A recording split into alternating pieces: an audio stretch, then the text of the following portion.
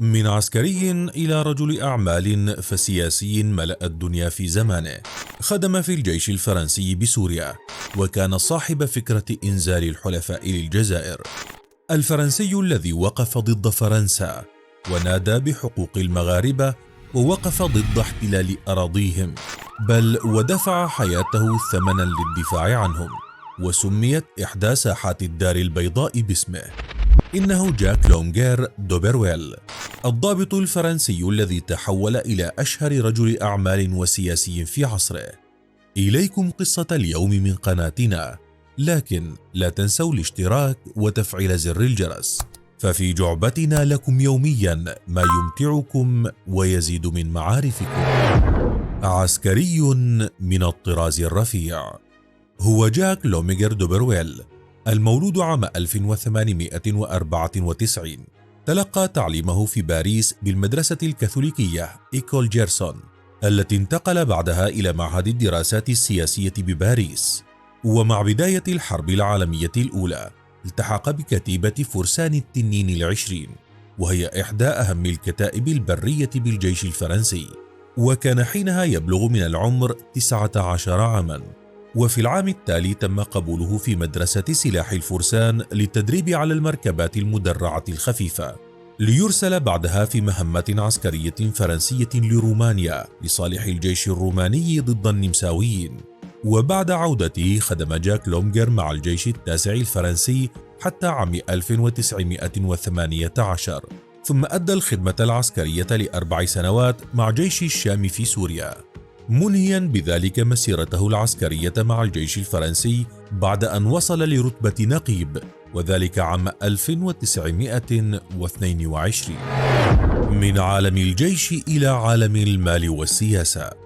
في 27 من يناير 1926 تزوج جاك لومغر دوبرويل الفتاة سيمون لوسيور، التي كانت ابنة رجل أعمال معروف هو جورج لوسيور، مؤسس شركة لوسيور للزيوت، والذي شكلت وفاته نقطة تحول في حياة جاك، إذ توفي عام 1931 تاركا أكبر شركة زيوت وأول شركة تنتج زيت الطهي في فرنسا لصهره جاك ليصبح رئيسها ومديرها العام.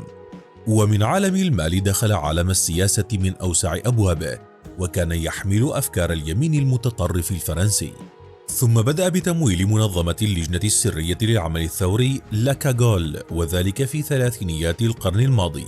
بعدها ترأس رابطة دافعي الضرائب، وكان من أبرز مناهضي الحكومات الفرنسية بين عامي 1935 و 1939.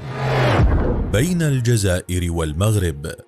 لم يبتعد جاك كثيرا عن العمل العسكري، فمع بداية الحرب العالمية الثانية عام 1939 قرر العودة للخدمة العسكرية، وأرسل في مهمة خاصة إلى رومانيا مرة أخرى تتعلق بإرسال النفط الروماني إلى فرنسا.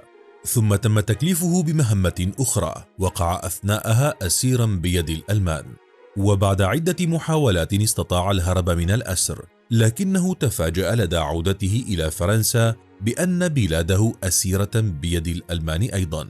وكانت شركة عمه لوسيور قد نقلت أنشطتها إلى المستعمرات الفرنسية في إفريقيا بسبب الحرب، فافتتحت فروعا لها في المغرب بالدار البيضاء وفي الجزائر وداكار السنغالية، لينتقل بدوره إلى الجزائر مبدئيا، ومن هناك عاد للعمل السياسي.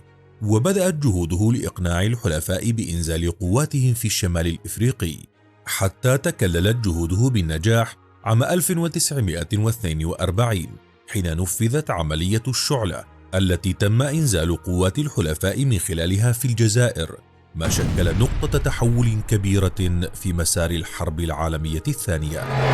سيادة المغرب خط أحمر.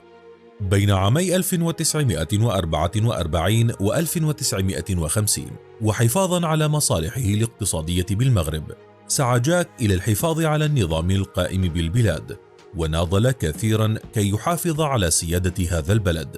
ثم تطورت أفكاره ومطالبه حتى بات ينادي باستقلال المغرب كليا وخروج فرنسا. كل ذلك كان عن طريق الصحافة التي استغلها لبث أفكاره المتعلقة باستقلال المغرب، حتى كان في إحدى الفترات ينشر 20 مقالا في الصحف يوميا عن الموضوع. ومع بداية عام 1953 بدأ التحرك عمليا في هذا الاتجاه، فكان يعقد ندوات واجتماعات بين ممثلي الحكومة الفرنسية والمطالبين باستقلال المغرب ليعمل على تقريب وجهات النظر بين الفريقين.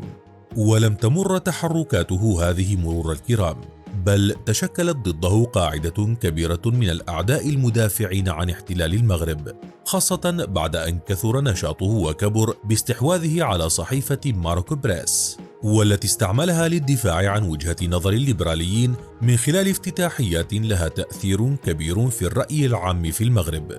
كذلك حول الجريدة إلى منبر لكل المطالبين والمنادين بالاستقلال، ليكتب بذلك بداية نهايته.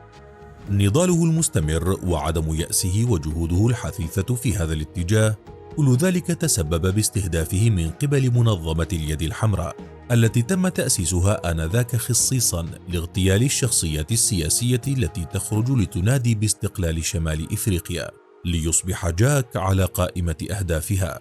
وفي ليلة 11 من يونيو 1955 اعترضت طريق جاك سيارة في الدار البيضاء، وأطلق الموجودون في السيارة النار على جاك، فأصابوه ب13 رصاصة من سلاح الرشاش، سقط على إثرها قتيلا في ساحة سميت باسمه بعد ذلك. ورغم أن التحقيق استمر أكثر من 4 سنوات في اغتيال السياسي ورجل الأعمال، إلا أنه لم يسفر عن أي نتائج، ولم يتم تحديد الجهة المسؤولة عن هذه العملية حتى عام 1962، حين اعترف شرطي بالصدفة بتورط منظمة اليد الحمراء باغتيال رجل الأعمال الفرنسي جاك لونغر دوبرويل، وذلك بحسب وثائق فرنسية موجودة في الأرشيف الفرنسي تحدث عنها الرئيس فرانسوا هولاند عام 2012. فما رأيك بهذه الشخصية؟ وهل سمعت بها من قبل؟ شاركنا رأيك بالتعليقات، ولا تنسى الاشتراك في قناتنا وتفعيل زر الجرس.